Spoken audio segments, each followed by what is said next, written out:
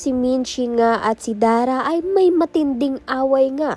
Ito ngang si Jenny at si Megan ay matibay pa rin nga ang pagkakaibigan. Subalit malalaman nga natin kung tunay nga ba ang intensyon na nga nito ni Megan dito nga kay Jenny dahil napagsabihan na nga siya ng kanyang ina na si Dara na wag ngang magtitiwala dito kay Jenny. Subalit ito ngang si Megan ay itinuring pa ngang kapatid itong si Jenny.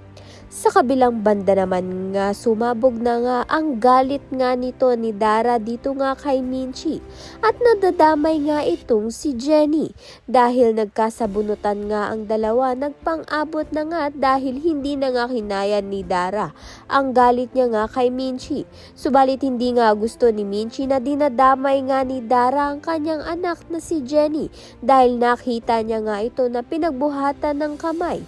Kaya naman nga't dahil dito, inaway nga ni Minchi itong si Dara. Hindi nga maawat ang away nga nila nito ni Perry. Kaya naman nga't itong si Jenny ay umawat na nga rin. Subalit tumalsik nga siya. Kaya naman nga't mas lalo pang ang gumalit. Ito ngang si Minchi. Kaya naman nga't yan at iba pa ang dapat nating pakaabangan. Maraming salamat sa iyong panunood.